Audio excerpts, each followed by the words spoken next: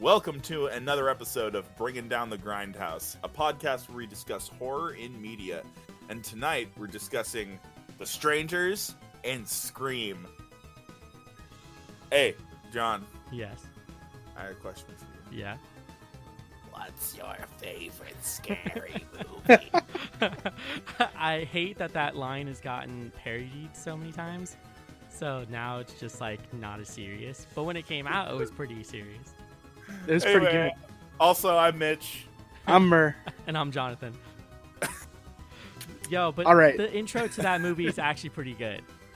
Like, even Yeah. after so many years, I have to say. Yeah. No, it's a good open. It's a really strong opening for Scream. Yeah. But I didn't think we were talking about Scream first. Well, I know, but I just wanted to say, but before we move into the other one, All right. have you guys seen Scream 4? No. You guys should watch all the Scream movies, including that one, because in that movie, it's the same thing. Like, he calls and talks to the main character on the phone, and he tells her, like, if you fucking hang up on me, I'm going to cut your neck until I feel bone. And you're like, oh, shit, this got real. I hear that yeah. the Scream series declined in like popularity and quality as the movies went on, so I'm afraid of that. I enjoyed them. 2 and 3 are not so good. 4 is amazing. Okay. Yeah. I gotta take your word for it. But right now we're gonna discuss The Strangers. The Strangers. It should be noted though that this week we did do a fan approved episode. Basically, the fans came to us and told us what episodes they wanted to do. So first we have The Strangers in 2008, recommended to us by Levi Repick, who gave us an answer on the Facebook question that we hold. So every now and then we'll post a question on our Instagram and Facebook, and they'll basically just asking you guys what kind of movies you think we should talk about, give us some suggestions, and we actually listen, and we want to put that into the podcast for you guys because we like to talk about stuff that you are interested in. And then number 2, we got Scream in 1996, recommended to us by the DIY fanzine Salsa Verde fanzine. Yo. Shout out to them. Shout out to Tati, Isaac, and Jackson, who gave us some recommendations for that one. So thank you guys very much. So The Strangers. So I like this movie, but for very specific reasons. And I can probably agree with both of you on why it's terrible and it's really good. I enjoy this movie, but for very subtle reasons. Well, what did you think about it, like, right up front? Right up front, you think you're in for a snore fest until you hear that initial knock on the door, and then you realize it's 12 a.m. and everyone's asleep in your house, and you don't know if you left your door unlocked. Mitch is not feeling it. Okay. Mur, you've got it all wrong. Oh. That's all I'm gonna say. You've got it all wrong. All right. You got this movie that was done on a budget by a few people who I'm not familiar with. Directed by Brian Bertino, written by him also, produced by Doug Davison, Roy Lee, and Nathan Kahane. The big star in it was Liv Tyler, because I have no idea who Scott Speedman is. Liv Tyler, I don't reckon. Oh, you mean Arwen? Is that what you're saying? Arwen from Shut up. Yeah. Anyway, Arwen from fucking Lord of the Rings. Anyway. So Arwen from fucking Lord of the Rings is like one of the main characters of this movie. Right. All right. It's got about a 85-minute theatrical runtime. Its budget was $9 million, so this was a quote-unquote budget film. Like, this Anything was a under low 10 budget million is definitely in a budget. 2008. Yeah. It got delayed release. It was supposed to be released in 2007. At the box office, it actually pulled in $82.4 million. I'd say that's successful. Jesus. That's really successful. That's a really big turnaround. Almost 10 times the budget. I remember seeing The Strangers. I remember seeing this. Excuse me. I remember seeing The Strangers, like their the previews and whatnot for them on TV and whatnot, like around the time this was coming out, and I was like, "Oh, that's creepy. I'm gonna stay away from that," because I wasn't really into horror movies when I was younger. So that was a thing. But Yeah. So how do you feel about this movie though? I mean, I hate this movie. Yeah. I can't stand it. What are your reasons? All right, hate is a really strong word. Okay, and that doesn't fully isn't really my opinion, I would say. I will draw back a bit and be like, I did not like this movie. There you go. It's better. Okay. So this week we are obviously doing a home invasion kind of theme. I think this movie is a good home invasion movie for some different reasons than you might think. Mitch. All right. Well. The movie was based off. It was based off a real event, right? It was based off several real events. Okay, yeah. I mean, it was like kind of like the inspired by shit where like they get ideas from it. Yeah, so the writer and director, what is his name? Brian Bertino. Right. Basically, he had a lot of inspiration when coming up with this movie because the movie starts with the title card, and then the basis of this movie is inspired by true events. Inspired very loosely, but still inspired nonetheless. It was inspired by the Tate murders, I think is what the main person was talking about. It was a series of murders that had happened that seemed to be random. They didn't really have a reason for why these people were getting killed, and they happened a lot in like suburban areas, like places that people think are mostly crime-free. And so that's what sort of inspired the idea for this movie, and why I think it appealed to so many people was that I think one of their taglines was they asked them why did they do this to them, and their only response was because you were home. So their advertising for it and marketing was really good. Yeah, and the thing is, it has references to like the Manson family thing. Yep. I mean, it's supposed to convey the fact that this could happen to anyone, and that anyone is a target, and anyone could be. I mean, it's just all about randomness. Like, there doesn't have to be a motive for people doing heinous acts like this. Right. They could just do it. I mean, that's why, like you said, why are you doing this? Because you were home. I mean, there's no reason for them to be doing this at all. They just do it just because. Yeah, and that's what gets a lot of people, is that they didn't have some scary backstory. They weren't doing it because of some random event. They just decided to do this specifically, and they could choose any house. It could have been the house next door. And most of the inspiration came from that book, Helter Skelter. So it was like definitely related to Manson family murders, and some of the other murders that happened like in 1981, which they call the Keddy cabin murders. Yep. So that where was like the main a bunch of children and a mother were murdered in a cabin in the woods, and they were just left for dead. And the woman who had their child sleep over found their body, and there was no DNA or any kind of way to figure out why or how these murders happened. People were bound and gagged, stabbed in the throat, left for dead, and just ripped clothes all over, just fucked. So that also happened, and the occurrence with the director himself when he was a child. Yeah.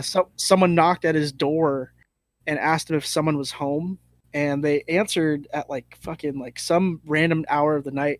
They said, "No, you got the wrong house," or "They're not here." And then like the next morning, their next door neighbor's house was completely fucking robbed. Fuck. So that was a little bit of the inspiration for The Strangers. Fun fact, though, Kurt Russell mentions that this movie fucking terrifies him. So that is fun. But there's a lot of things in this movie that has going for it, and there's a lot of things that this movie doesn't have going for it. And so I could see where Mitch is coming from. Right. I haven't even explained my point yet. I would like to hear your point. Could you anything, because y'all just keep talking. All right, I'll say this though. The story revolves around Liv Tyler as Kristen McKay and Scott Speedman as James Hoyt coming from a wedding.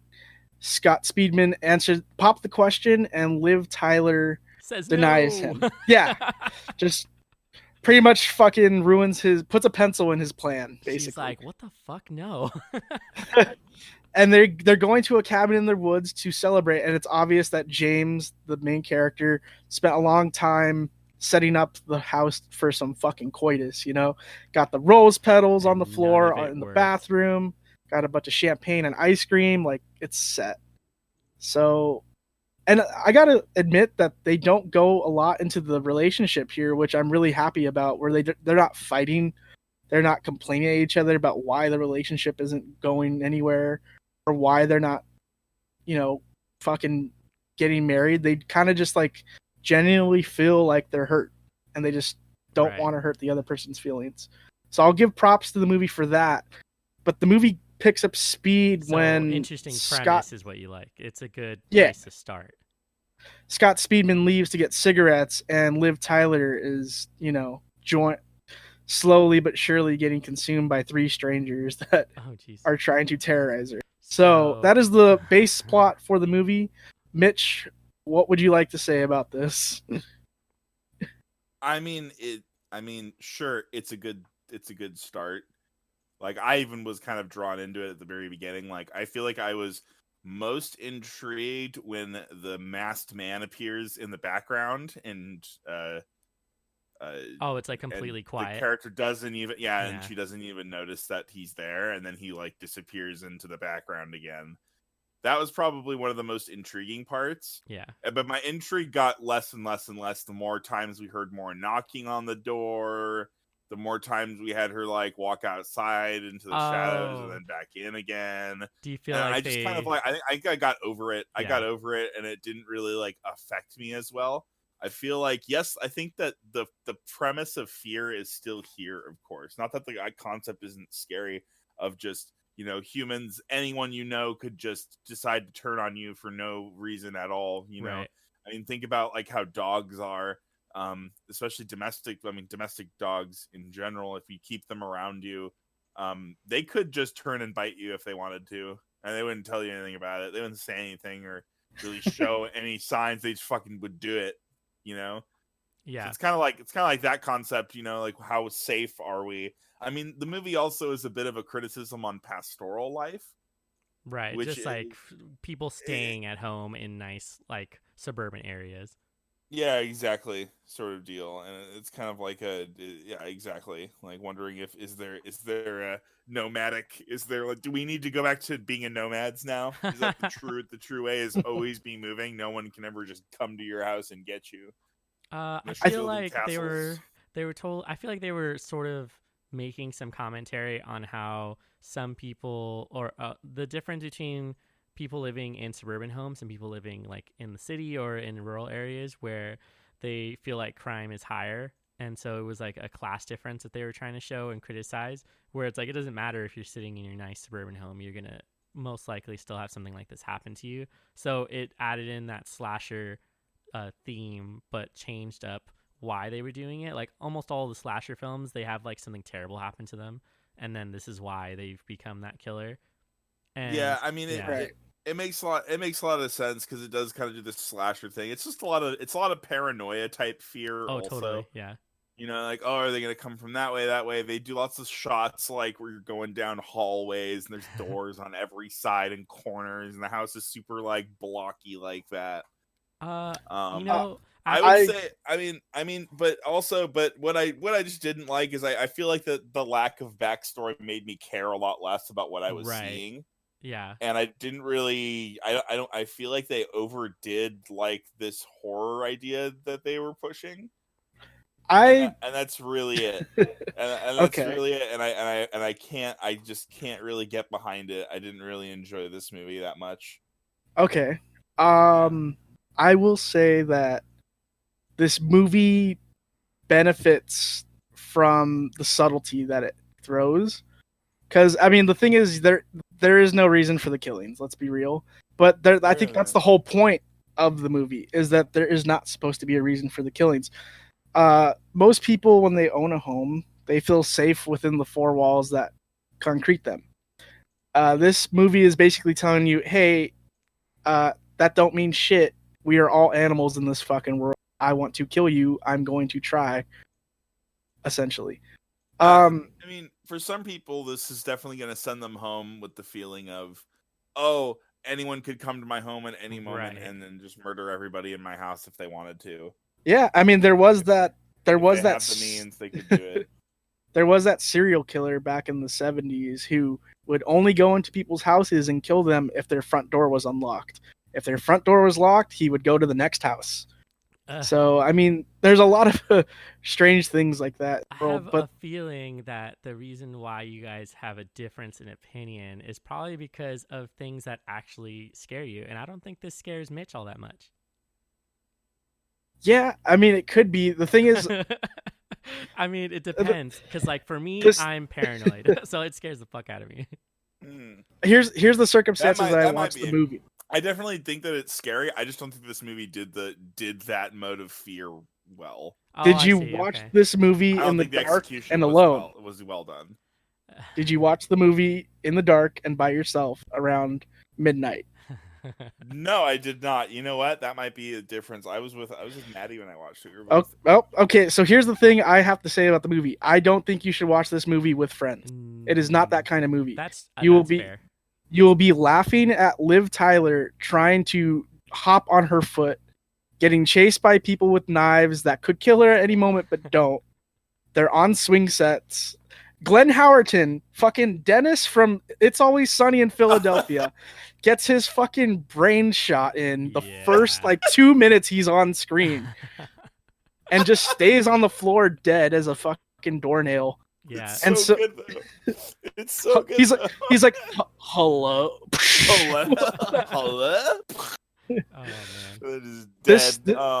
So this movie will make you laugh if you watch it alone or watch it with people. Right. I think it's one of those movies. Okay, because here's the thing: that first initial knock, the hairs were on my fucking arm, straight up, and I was like, dude, I heard my house creak, and I fucking paused my movie. I was oh my god. I was like, real shit right now? Real shit. I had to go downstairs and put my flashlight on the fucking door and make sure it was locked. Damn. That's how I was just like, fuck. Everyone's asleep. I'm the only one awake. Like, goddamn.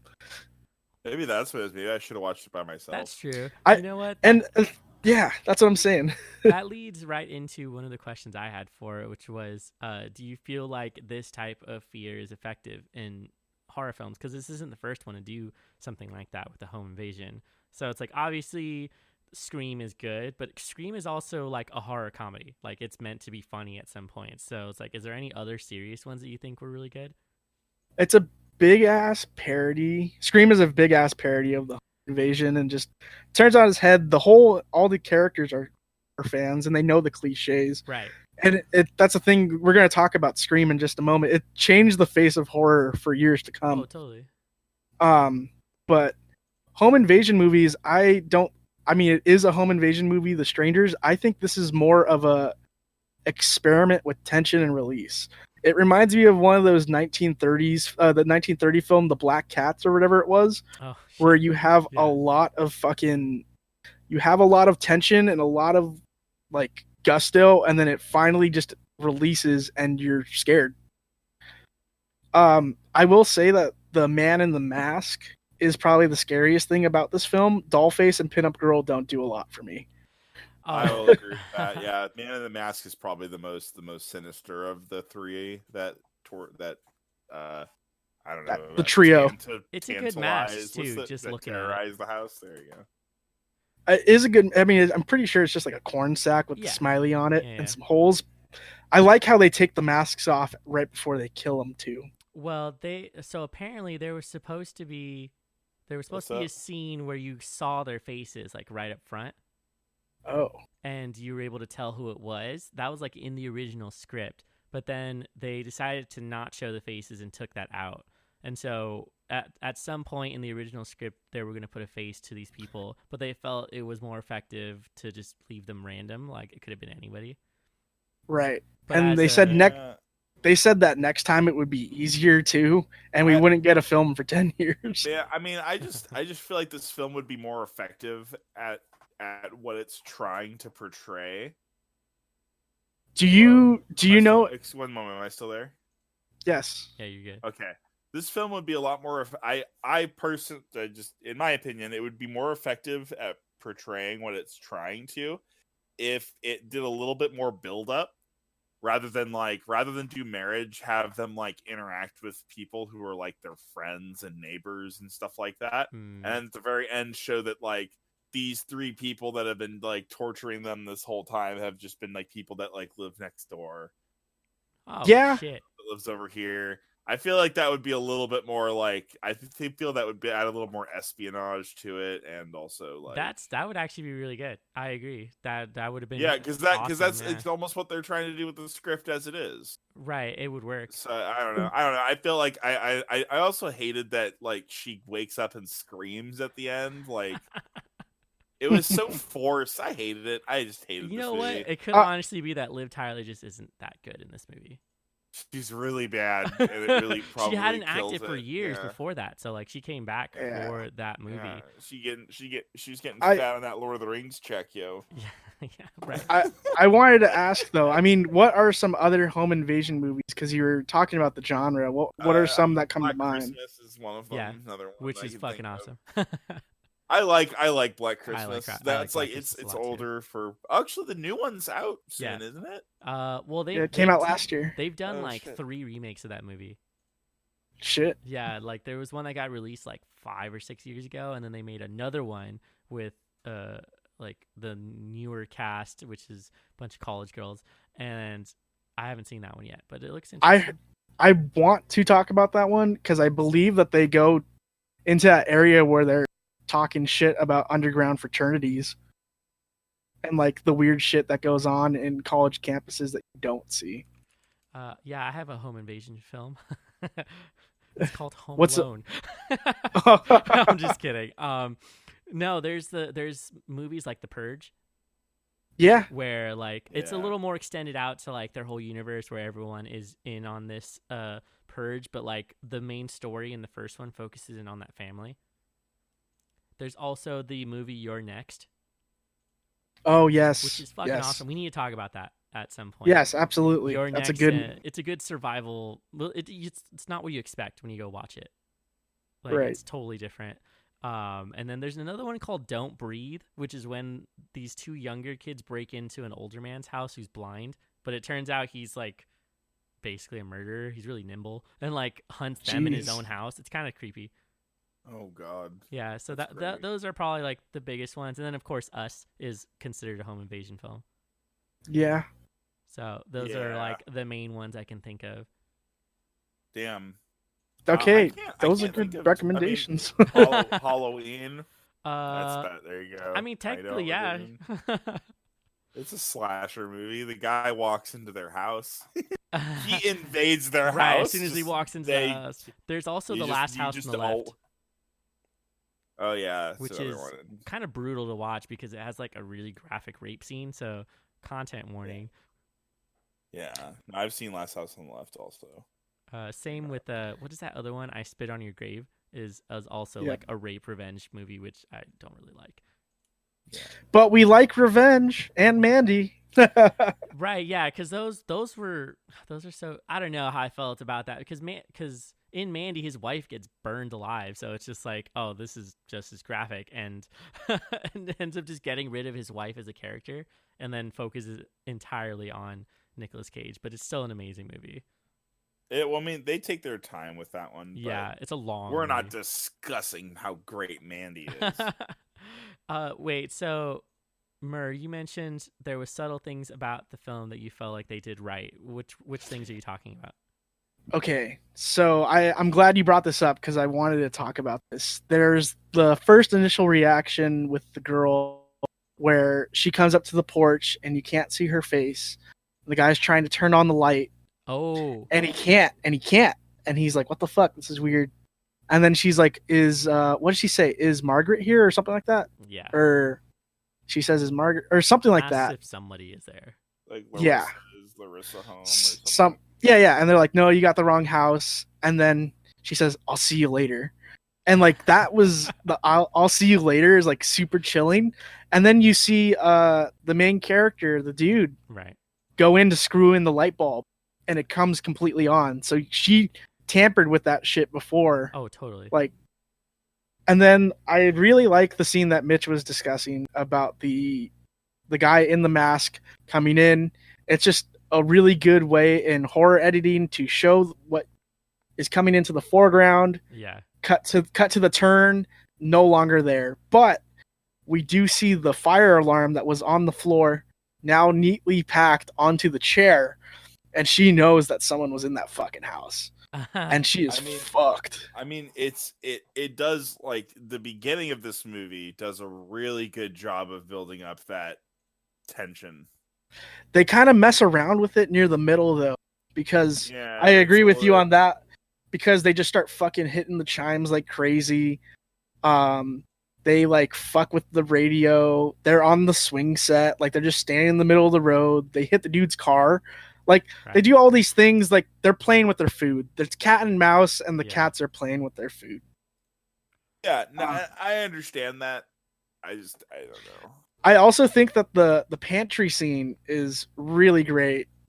But kind of fucked at the end, because she kind of just breaks the pantry door and shakes it a lot instead of actually grabbing the chick.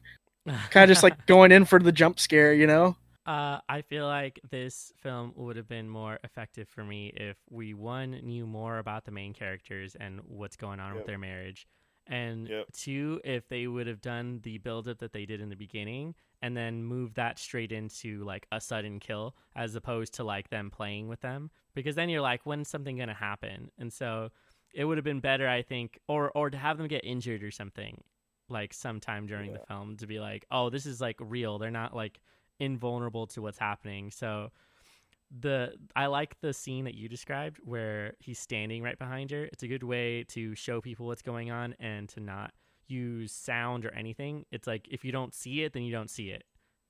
Oh, and then the worst part of that scene, or at least, like, I guess it's the best part rather, is when the camera turns back to her and you can't see that part of the house anymore. Yeah, you've lost sight of where he might be. Then you get the feeling of, oh my god, what am I not seeing? Yeah, he's like moving closer, he's hiding. So the movie was brilliant in, like, the first, like, 20 minutes. I agree. I liked the first, like, 20-30 minutes of it, and then I didn't like where the writing went, and then it seemed like he had a hard time finding an ending for it. Or like like having the movie come to a climax as to where, like, what's going to happen? Like, are they going to get killed? Or are they going to survive? It struggled to have a good payoff, in my opinion. Yeah, and the no, payoff I agree, at the ending, like revealing characters we'd already seen or some shit, or something that was like they had moments at the wedding they could have, like, introduced, like, people really quick with, like, small bits here and there. Yeah. I still like your idea, though. I think it would have been good if, like, their neighbors are the ones calling and say, like, one of the killers is missing off screen, so that's because they were calling them, and then at the end they would have all revealed that it was their neighbors. That would have been I think that would have been a good ending. Neighbors or people that like people just they know. people that know them. Yeah, exactly. So it was just like they just, decided, that. I will say that the sequel, I haven't seen it, but I have watched a kill count of it from I Dead haven't Meat. watched the sequel. The three masked people get their fucking shit kicked in, for sure. They absolutely get fucked over because they're going after an entire family this time, like a mom, a dad, 2 kids, and it's pretty intense because they're chasing them around a trailer park instead of just a house. And I will say the kids in that movie actually get a fucking foothold of all 3 killers, and it's pretty tight. Shit, all right. So if you want to see these terrible, terrible people who we never see the faces of get fucked over, go watch the sequel. That's a good. Okay, that's good to know. I kind of like them switching who's going to be in control on those movies. Somebody probably picked it up and was like, I didn't like where this first one went. But I mean, if you're trying to watch a movie that's similar to The Strangers and kind of gets at the idea that Mitch and I are getting at, there is a movie called The Imitation. And it's directed by Karen Kusama, and she's the one who did Jennifer's Body.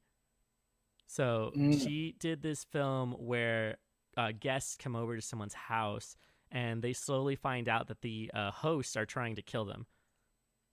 And so they then have to figure out, like, who's trying to kill who and why, and then the film ends in a completely, like, twist ending. So it's a good movie to go watch. I'd recommend going to watch that. Yeah, that's shit I want to see. Yeah, we might even talk about that one because it's a good movie. But yeah, I think now would be a good time to transition into one of the best home invasion movies. Yeah, I love this movie, and I'm really mad whenever fucking anyone love says Scream. they don't like it. A lot of people don't like Scream.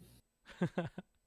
No, I really enjoyed Scream. Is you brought on some good people for this movie. Like you have first of all you have Wes Craven directing it, and you have Kevin Williamson, who was a pretty big horror fan and whatnot, writing for it as well. But you know anything else about Kevin Williamson?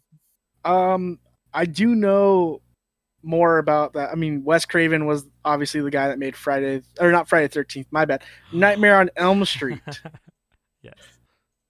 Um, he pretty much established himself in the horror genre very early and like kind of pioneered certain styles of film, especially the slasher series, which is what he did with Scream. He's revisiting his own film genre that he kind of made and then made fun of it. That was really hilarious. I love how they also made the reference that, the first one is good, but all the other ones suck. Yeah, exactly. It was like literally was talking about his about own films, which is fucking funny. But I don't know too much about the writer Kevin Williamson. I don't know. I really enjoyed it. I think that they got the right group of people for this movie, and they did it. This was a really well done, like horror comedy. Yeah, that writer also did I Know What You Did Last Summer, as well as Dawson's Creek. Okay.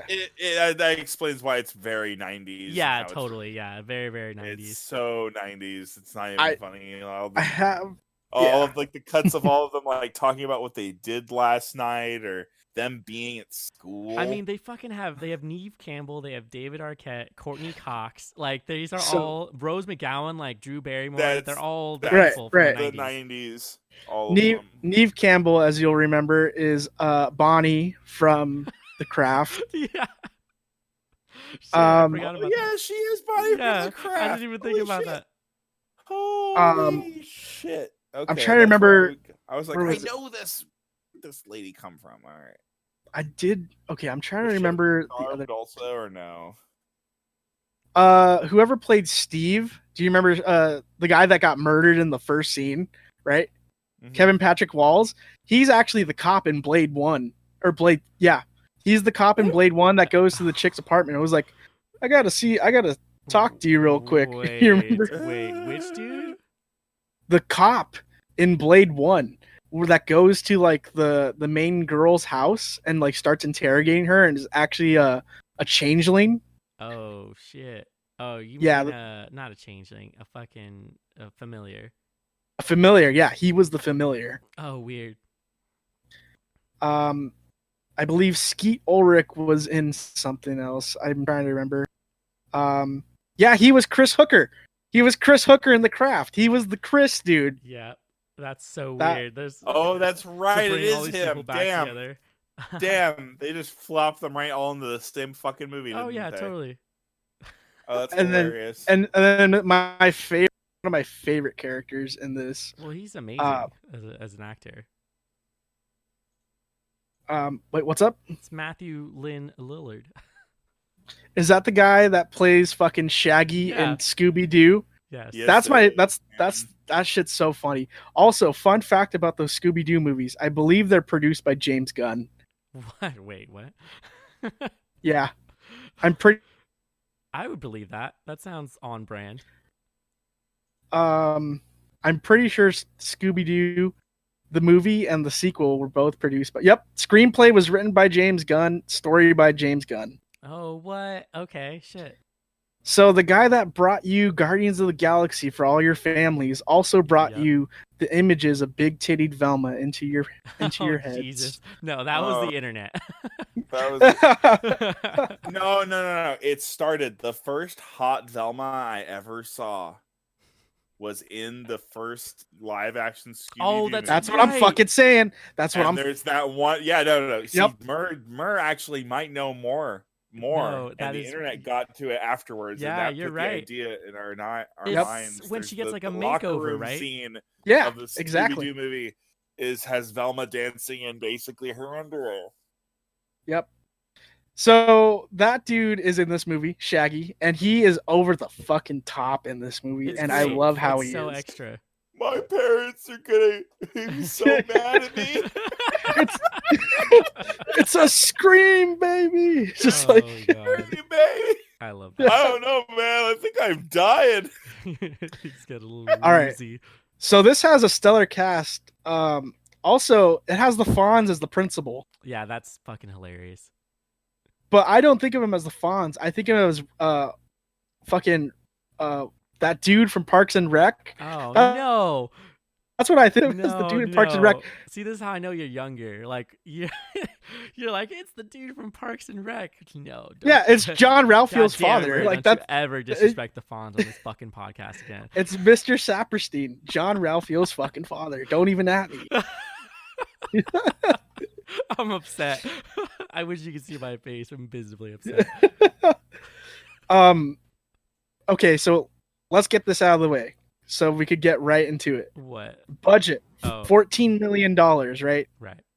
Cumulative worldwide gross $173 million. Yeah, this was straight up a commercial success. Like, it was so good, and it like solidified itself in the genre.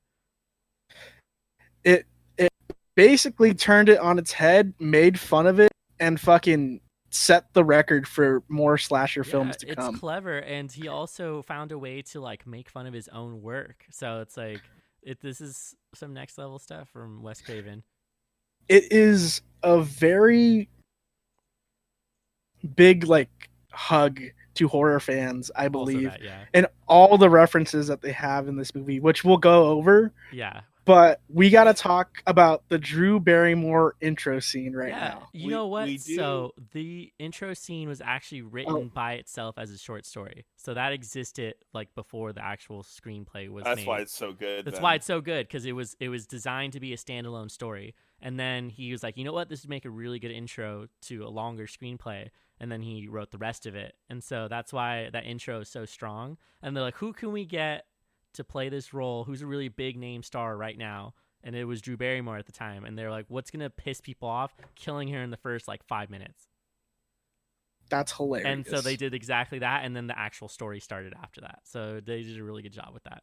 And it's good. I think it's funny because the poster of this movie has her with the hand over her face. Does not ever happen in the movie. Nope. I mean, what a fantastic way to kind of revitalize interest in the horror, or in the slasher genre. Yeah. Then make a movie that not only mocks the genre entirely, but brings like some new life into it and like a couple twists and whatnot, and also makes it fairly funny at times too. It was, and then has like funny. an iconic mask and all that shit too. It like became like a pop culture icon for a moment. Which, I mean, the thing is, it is a very generic Halloween mask. They even say it in the movie. You can find it that anywhere. It's just something you could find anywhere. Yeah. But the whole intro scene, it's great because it's super subtle at first, and then it gets fucking gross, dude. It's just like, I want to know who I'm looking at right now. And she's like, what did you say? He's like, I want to know who I'm talking to. She's like, no, you didn't. No, you fucking didn't. Just like, I absolutely love that he asks her like questions about horror movies. Yeah, where it's like, hey, you should know this. Like, why don't you know this? And people who are watching it are obviously horror fans, and they're like, how do you not know that? And so you're like getting mad at her for not knowing, even though she's in danger at the beginning of the movie. Right. Fun fact: it is absolutely correct that the killer in the original Friday the 13th is Mama Voorhees. Yeah. It is not Jason. He doesn't kill. Right. Everyone knows that. God, the second I didn't even like those movies, and I know that. Okay, but did you know he didn't get his actual face mask until the third movie? I did not know that. Exactly. I did not know that. Yeah, we've somehow avoided the like really typical movies covered in horror podcasts. I think on purpose in some ways, because they I really think we just were like, we could watch these, but we got to flash them in and out. You know, except for like get the new. I think. I mean, because every single podcast has probably done these movies already. It's true. I don't hear a lot of people do Scream, which is interesting. I think it's just because they don't take it that serious. Yeah. The thing, when I was a kid, everyone said that this movie was hilarious, and watching this, it is hilarious, but it's also super fun. Yeah. It's fun, and it's still got the thrill aspect of it. Also, I do like that like all the characters are able to fight the guy that's trying to stab them by throwing shit at him or hitting him with, or beating just beating him up with doors. Like doors are his weakness. Yes, that's his kryptonite. Just doors. Like just hit him with the door. All right, good. Dude, he got some good flips in there. Like they kicked his legs underneath him. They literally like flip him over. I was like, dude, these people are actually doing something. Like I love the fact that in this movie and in The Strangers, both the women in the house grab knives immediately. They don't hesitate. Oh yeah, they're not fucking around. Yeah, they're ready to stab a bitch like right now. Let's go. The craziest thing I read about the intro scene, though, because we're vaguely still on it. Drew Barrymore with Wes Craven. Wes Craven would go up to Drew Barrymore and was like, Drew Barrymore is like, I can't cry anymore, Wes. I have no tears. And he would just tell her fucked up stories about animals dying, and it would just ensue the tears within Drew Barrymore because she loves animals. That's so and fucked. She literally recalls him talking about a guy setting a dog on fire in like a news article that he read, and she was just, that was the one that really made her just fucking bawl, dude. It's horrible. But I mean, that's what made her cry. So and then we have fucking Neve Campbell as our main girl through this entire movie. Yeah, she's in all of them, I think. Yeah. She did a pretty good job. Yeah, her and fucking Dave Arquette show up in I think every single movie. Is Dave Arquette Deputy Dewey? Yeah, the cop who just can't catch a break for anything. Yeah, but he gets news reporter Gale Weathers by the end of the movie. He does. He does. That is true. Also, fun fact: him and Courtney Cox, who played Gale Weathers, they got married shortly after they met off this set. Yes. Like they started dating and they eventually got married.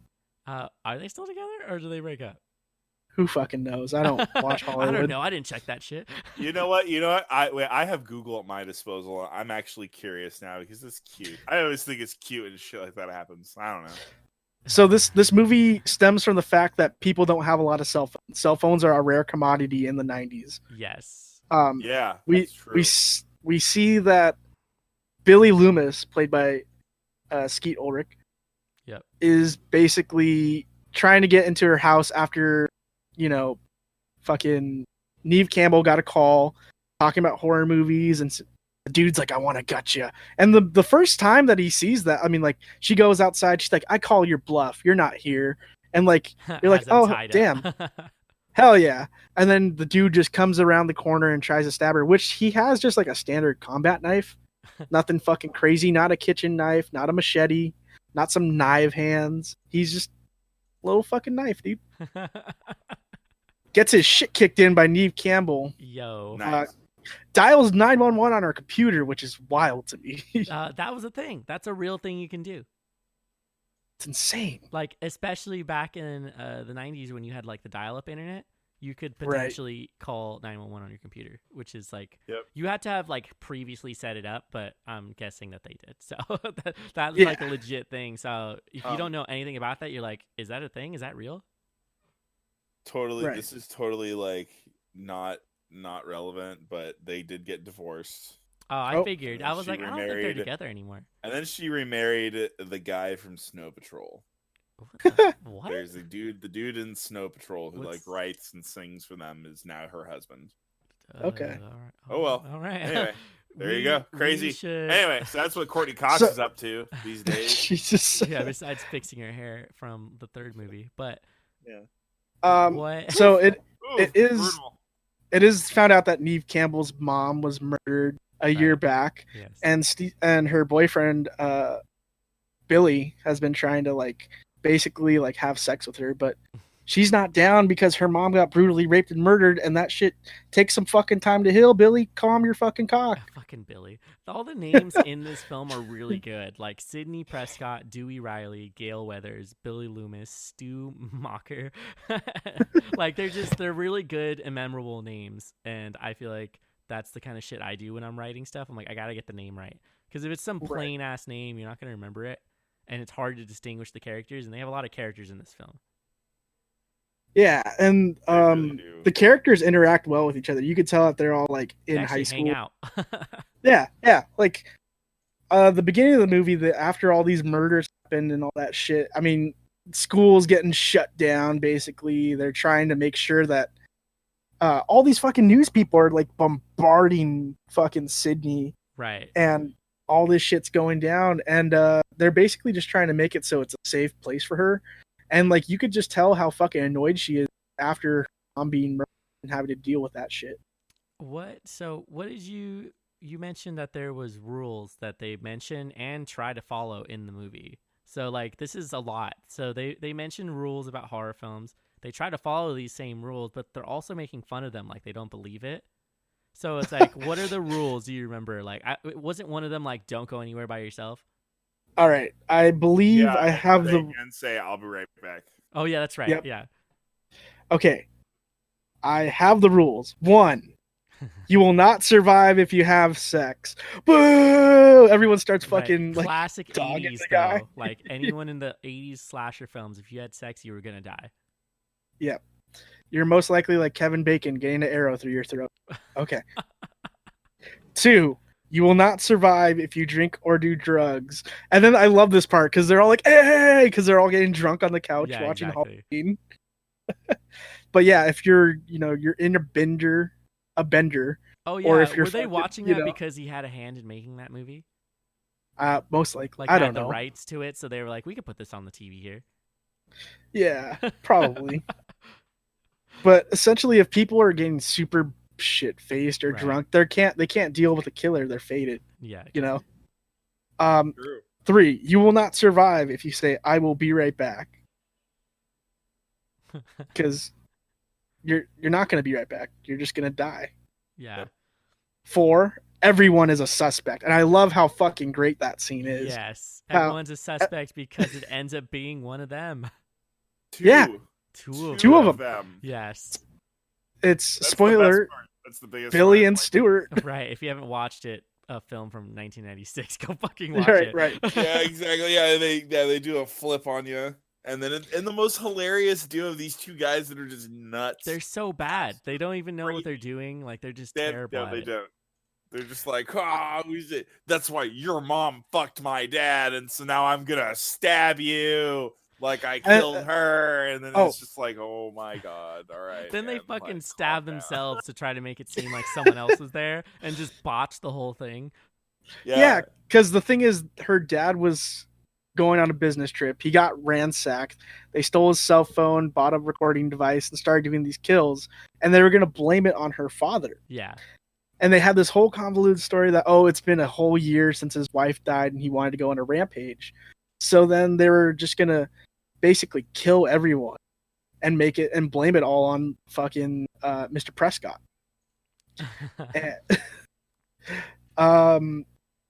5, you will not survive if you ask who's there. Yep. And 6, you will not survive if you go out to investigate a strange noise. Yep, that's fair. That's literally everything that happens in the prior films that he made. So that's pretty funny. Yep. And the thing is, these guys, the cast, everyone in here is a horror fan. The script calls for it. Yep. They have so many references to other films. Like, when they talk about Halloween on the phone, you could hear the Michael Myers theme on a piano, like, it's so fucking subtle. It's amazing. And then they're talking about how when Billy was first released, like how he didn't want to talk to Neve because she branded him as the fucking Candy Man. Or how Wes Craven had a fucking cameo as the Freddy Krueger janitor. Yep. That was pretty. And then I also like the chick's death, where she got fucked over in the garage. Okay, and she so I'm glad you mentioned this because I was like, what the fuck? Like, you got killed by a garage? Great. It's so good. It's so good because it's really dumb. It's making fun of how people are dumb in horror movies. It's just so dumb, and I was like... But she handles it so well, though. She does the scene so well, John. It's she true. Does it so well. She's like straight panic, and... Yeah, I mean, yeah, it's straight panic, but she like... She throws the beer bottles at him. Yeah. She fucking knocks him on his ass. Yeah, and then she tries to go through the doggy door of the fucking garage, and I don't know why. She couldn't make it because her boobs were too big, and that's what. That's right. Sydney Prescott was saying, "Oh, it's just some dumb big boob fucking bimbo who can't get through the fucking door." Yeah, they like say it out loud, which is fucking hilarious. Yep. That kind of makes me think about. So I was reading a lot of the notes about it. In post production, Wes Craven was having a hell of a time trying to avoid an NC-17 rating. Like he was just trying to get a rated R rating, and they kept telling him, "Nope, can't do this, can't do this." They said it was too violent on the first few cuts. Miramax was not happy with this, and they were originally also going to call it Scary Movie too, which is funny to me. I know. That was like, what the fuck? Why would? It would just makes you think of the parodies that came after. When did the first Scary Movie come out? Not long after that. See, I feel like there's more references like from Scary Movie. I feel like people know Scream more from Scary Movie than the actual movie. Yeah, but the whole scene where she is Drew Barrymore's character is hanging with her guts out and like hanging from a tree. Yeah, they had to fast forward it because the production company wouldn't let them freeze frame on it. As well as they told him, "Hey, you can't put this in here. You're gonna have to put another shot in there." And he lied to the company and said, "I have no more shots of this. This is the only shot I have." And they're like, "Well, I guess you're gonna have to use it then." Fuck yeah, I am. You know, he had like 17 more shots of it. I would have done the same shit. I would have been like, "That's it. Like, this is all I got." Right. It's pretty fucking great. Another fun fact about the thing though, about the movie is that the party scene near the end of the film, it's like 42 minutes long. Right. It took over 21 days to film that entire scene. I believe that because a lot of shit happens in the house. And they basically made shirts that said, "I survived scene 118," because that was the scene that it was named. And they named it the longest night in horror history. Holy shit. So were they just what scene was that one? Like the final one? Just the entire party sequence. All of it. Okay. Wow. Well, they end up like beating the fuck out of them in the film. Like we mentioned earlier, this is one of those horror films where the slasher is not like that tough. It isn't unstoppable like Michael Myers or some shit. Yeah, it's fucking Stuart and Billy grabbing a Halloween costume and just terrorizing their friends. Yeah, they're I feel like they did their characters really well. You watch them kind of unravel as they figure out that their plan isn't going to work, and you realize that they're just like sociopaths, like they're fucking crazy, and they thought that just killing their friends would be a lot of fun and they could get away with it, but then they realize at the end that like none of it is going to work and they're bleeding out and they need to figure out how to fucking end it. The first time that you see this movie and you see him shoot the guy that is the main character in The Son of the Mask, I don't know that guy's name, but like the guy who was talking about the horror rules, you know? Like I was just like, "Oh shit, hey, point that gun at the killer." Right. And then they're like, "Corn syrup." And I was like, "Oh, you motherfuckers, you guys are the killers." I was like, "Yo, this is fucked." Yeah. Yep. I guess if you pay attention, Stewart's, you can figure it out. You can figure out who the killers are. Stewart's fucking ending where he's just like, "Oh, my parents are gonna kill me, man." Shit's so funny because they're not. Stewart never stabbed Billy hard enough. Stewart was just like completely fucking bleeding out while Billy's over here with like a little nick. Yeah. Well, because he's like, "All right, you do me first," and then it's when it turns around, he's like, "Nah, you know what? You don't got to do that." Right. That's just hilarious. So I think making a parody of the horror genre was a good move for Wes Craven because he knew what horror movies were made of. Like he knew all of the things that were supposed to happen, and he flipped all of it to make it an enjoyable experience for people who might not typically like horror.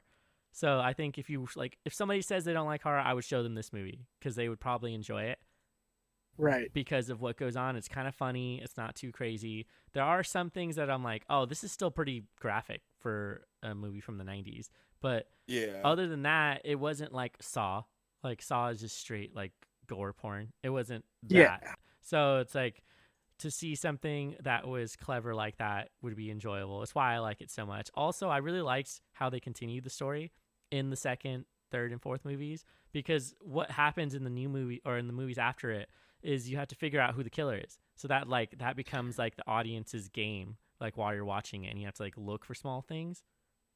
And like the second one's kind of predictable. The third one, not so much. And the fourth one, it came out of nowhere. I had no idea that person would be the killer. And that's the great thing about Scream. It conveys the question that we were talking about with the strangers. It could be anyone, right? And it could be your neighbor, your best friend, or some complete stranger. Yep, and that's what they were both. That's the best part about it. I will say I have to talk about the controversy that came up after Scream was released. Do you guys know about that? No, go ahead. Okay, so in the years following the release of Scream, there have been various accounts of violent acts across the country as copycat crimes. Oh, shit. In 98, 16-year-old Mario Padilla and his 14-year-old cousin stabbed his mother and killed her because they felt very inspired by Scream and Scream 2, and they wanted the money that they would acquire from the insurance. And they both purchased 2 Ghostface costumes as well as a voice changer used by the characters in the... Dang, so it was just a straight copy. Yep. That's not the only one, though. In 1999, 13-year-old Ashley Murray was stabbed multiple times in the head and the back before being left for dead by her friend Daniel Gill, 14, and Robert Fuller, who was 15. She was saved later by an elderly man walking his dog, and she was basically, in her dying breath, told the old man who killed her, and then they basically got those guys, and those guys testified on mental issues, recording it to physical abuse, drugs, exposure to black magic for some reason, and their influence with the Scream movies. Jesus. And crazy shit happened around these. There was the 99 there was the School Massacre that occurred in 99 on a college campus, where a man actually killed 5 college campus students. That occurred, as well as just other things like the Ghostface killer iconic like robe. It's super easy to purchase, and the thing is, there's a lot of talk about with the Columbine trial. You guys remember that, like about talking about Doom, what basically like how pop culture has influence on people. And they were trying to argue that Scream was one of those things as well, making kids murder each other. Not only Doom and metal and rock and roll, but Scream the movie as well. And that's the thing, though. Like, not a lot of people know about the controversy that this movie started with the imitating copycatters that use this movie as inspiration to kill people. And I think it's really sad, and I would like to say rest in peace to the people who died a tragic fate because someone wanted to play a cosplay and go too far. Right. Goddamn. Shit. I didn't know all of that. Yeah. Murder. Sorry. Also, I've been playing... for the reality check. I've been playing a lot. Let's talk about something that's not reality. I've been playing a lot of Dead by Daylight. And Scream is actually, or Ghostface, is a playable character within this game. He has the ability to not be seen, and you get bonus points as well as instant knockdown if you stalk your prey from afar and actually go in from the kill very slowly. So it takes inspiration from the movie, because the entire thing with the phone, he's stalking the girl, taking time to like just mess with her. Right. So it makes perfect sense in the game that you would be stalking your person and you'd get an instant down. Usually it takes 2 hits.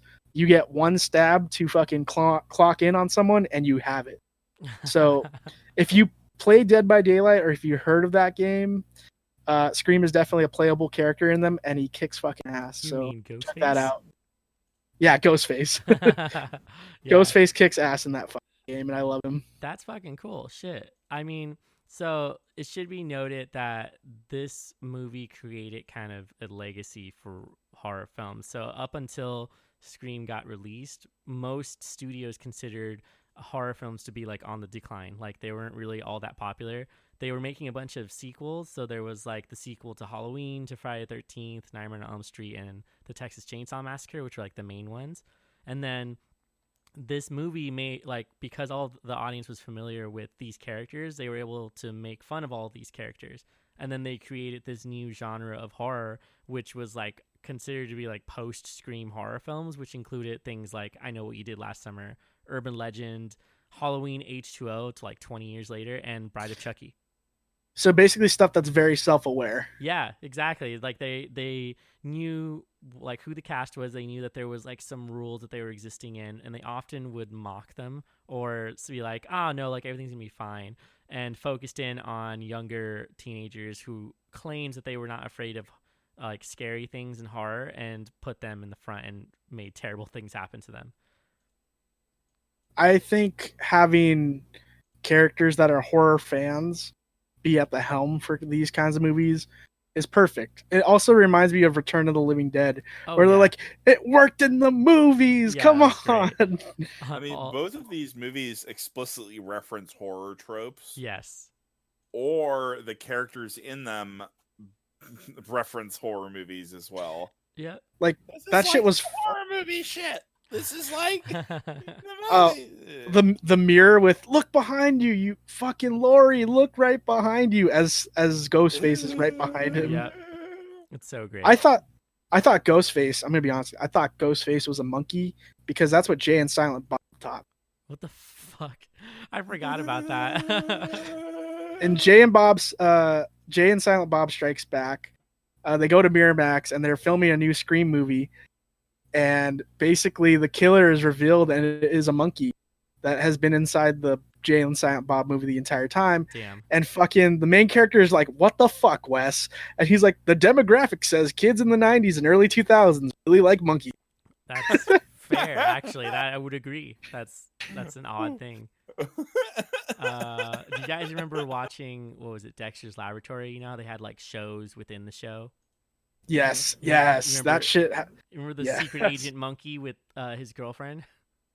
Dude, that movie, dude, that I love that shit. That's and the hilarious. Avengers spin-off too. Oh right, yeah, fucking and Kronk, fucking Thor, and I can't remember his name. What was his name? The something Captain with an America L, knockoff? like Major Glory. That's it, Major Glory. That's fucking awesome. This movie also had that opening scene was considered to be on the list of Bravo's 100 scariest movie moments. It ranked number 13. Which one? The opening to Scream. Oh yeah. That opening scene is almost like in the top 10 for scariest movie moments, which I think is a well-placed ranking. 13. Yeah. I really want to know what's number. Well, I mean, when we're going off rankings, where are you pulling your ranking from? Bravo's scariest 100. So the company. The company Bravo. Yeah. The scariest one I think is it's Jaws. Fuck. I don't know which scene though. I'd have to look specifically. Just all of Jaws, the scariest movie. I mean, it could be the impact. People did not want to go into the water after that movie came out. Oh yeah, I mean it fucks with me after I watch it, and I have to go to the water. Like, no, I don't. I have to not watch Jaws for a bit before I can go to the water. It doesn't say which scene, but numbers 1, 2, and 3 are Jaws, Alien, and The Exorcist. They apparently have the 3 scariest scenes in all of film. Speed, all good The movies. Exorcist. That's true. Yep. We also need to talk about The Exorcist. Really, I've never seen that movie, and I want an excuse to watch it. So we will talk about it. So what were some of your favorite scenes then from either movie? Oh my god. There's a lot. I'll go first with The Strangers. Basically the entire scene with the fire alarm and the guy coming into the house. Right. I also like fucking Dennis from Sunny getting fragged in the face. that was pretty amazing. Like just watching him get out, knowing like how staple that character is from Always Sunny, and then seeing him like walk into the house. I'm like, this is like like 10 years earlier, Right. and then he just gets capped immediately. Yeah. Well, the thing is also when he's walking up to the house, you see Dollface come into the ground from back.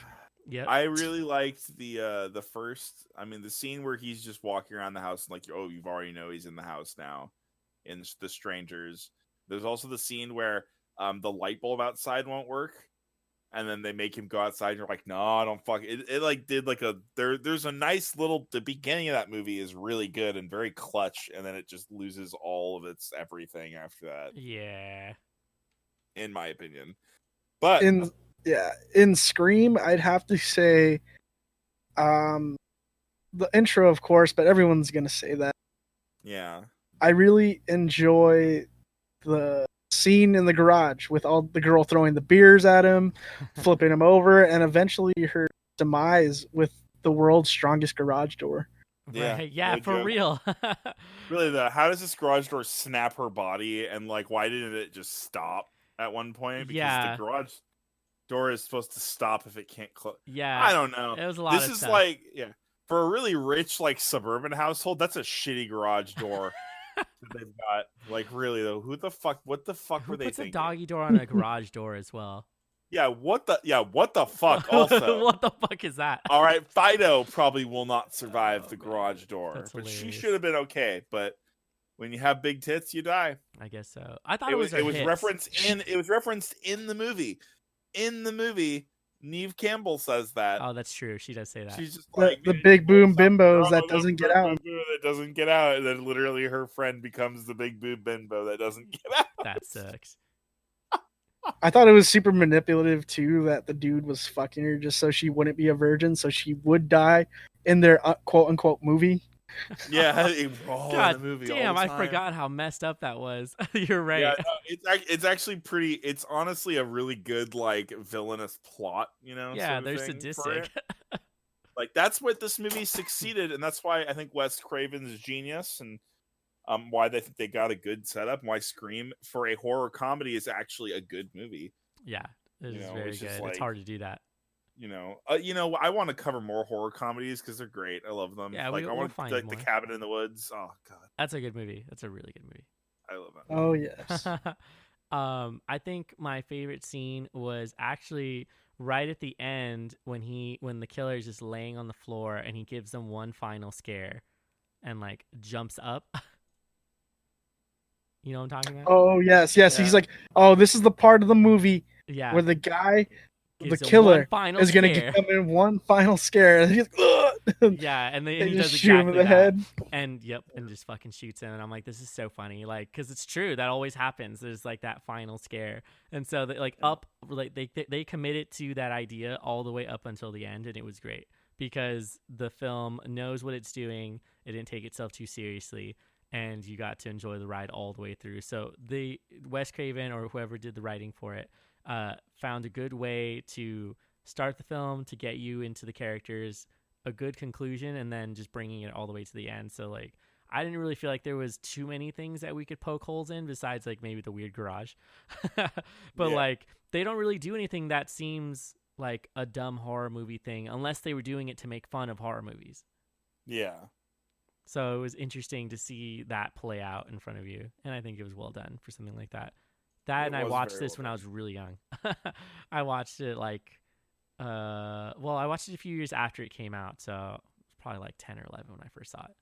And I was renting shit from Blockbuster. Yep. And I like that there is a Blockbuster within the movie. Yeah. and that the kids are like, oh, there's a small town murder in our fucking thing. Better go into the horror section. Yep. Rent all the horror movies. That's fucking great. Did you guys have any other final thoughts about it? Check out The Strangers alone. Right. Yeah. And in your room when it's dark and it's 12 a.m.